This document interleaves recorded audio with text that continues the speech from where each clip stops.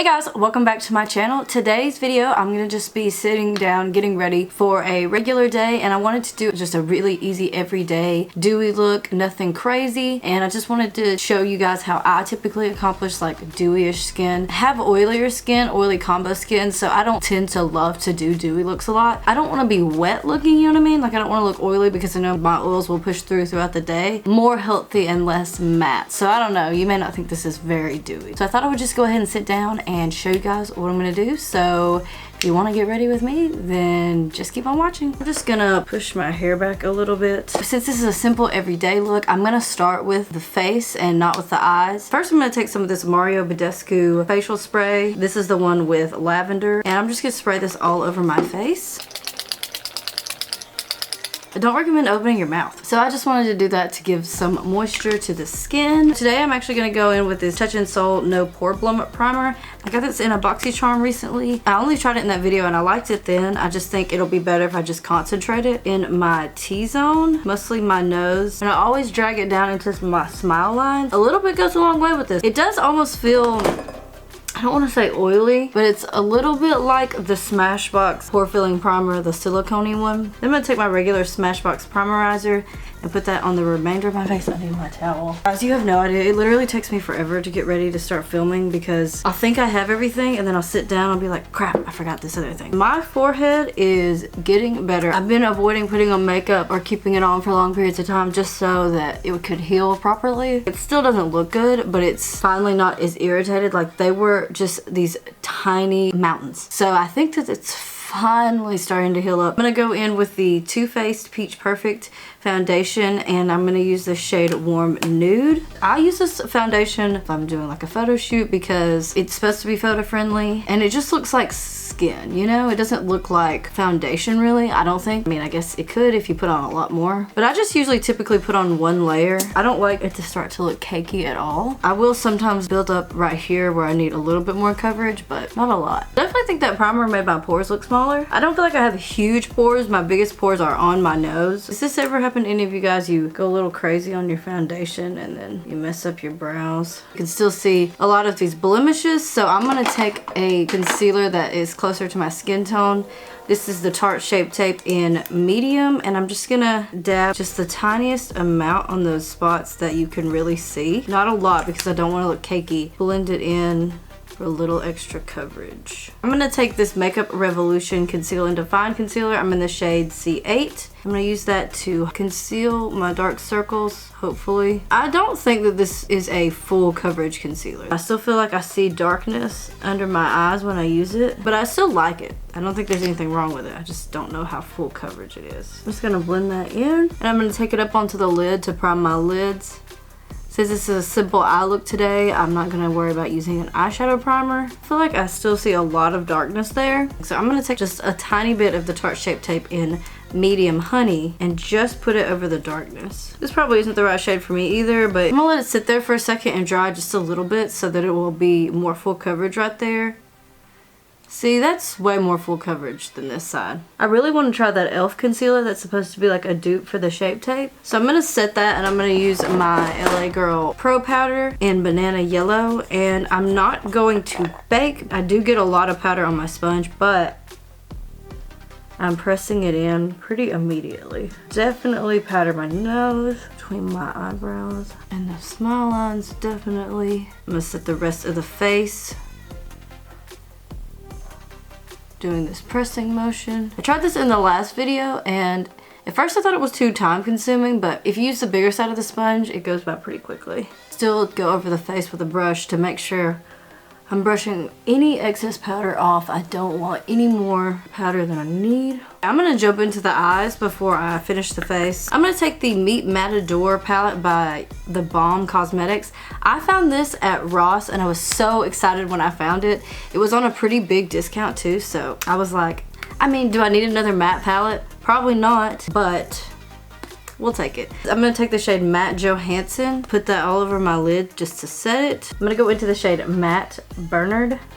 I went to Bernard, don't go there. I'm gonna use this and put this all over my crease with a big fluffy brush. This palette has a really nice mirror too, and I'm really impressed. I've never used the Balm before, but I know a lot of people really like them. Last few makeup purchases I've made have been from TJ Maxx or Ross, or I'll get them when they're on clearance at Target, or if they're having like a sale at Walgreens or CVS. I don't know if I'll ever pay full price again. I like Ulta for their points, don't get me wrong, but a lot of products, if you guys will pay attention, are significantly higher priced at Ulta than they are at, say, Target. I bought some makeup wipes. I think they were like $5 at Target, and there were $7 at Ulta for the exact same thing, and I was just like, oh no, no, no. I would say that these shadows are very buildable, like they're not too pigmented, so it's not intimidating, but there's not a lot of kick up and I don't have any fallout. I think I'm gonna go into the matte Russo shade. Oh wow, that's really pretty.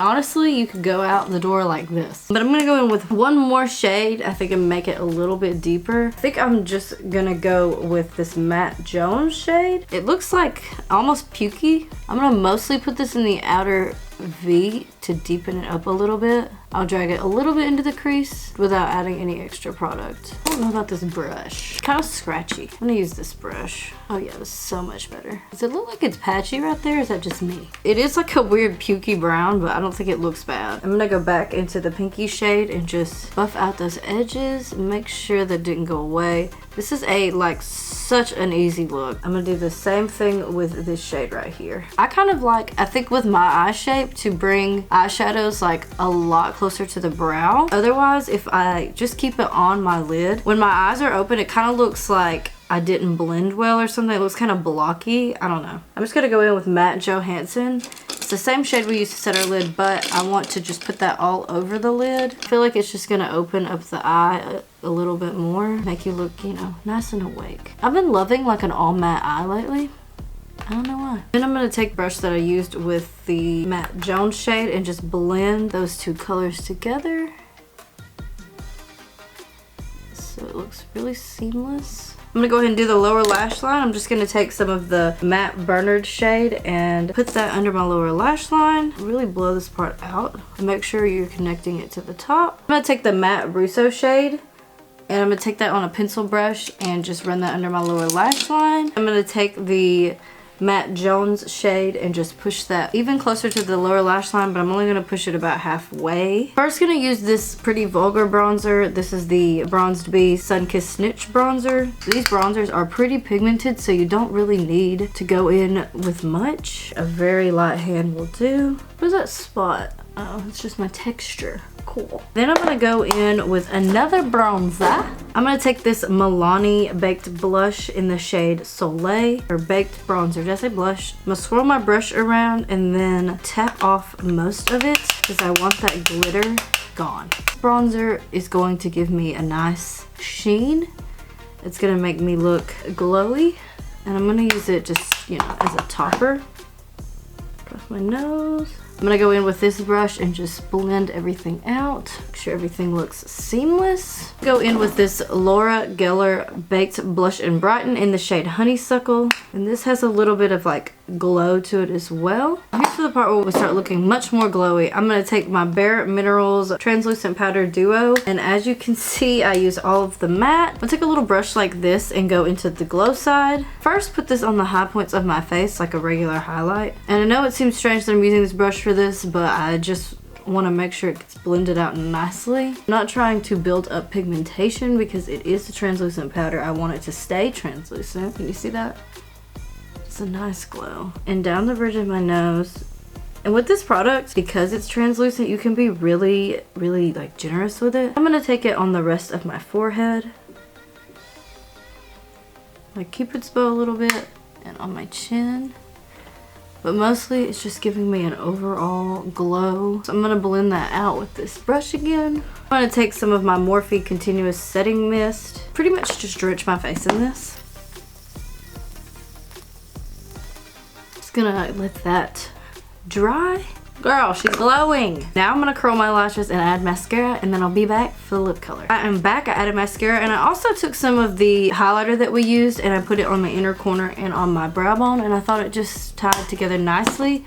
But we look very glowy and I'm loving it. I'm gonna go in with a lip color. For a neutral look like this, I'm gonna take the shade Bestie. It's just so perfect for every day. I just can't get over it. I actually kind of want to use this Tarteist lip paint in the shade Instafamous. And then you just have a nice glossy sheen. I am obsessed and I love it.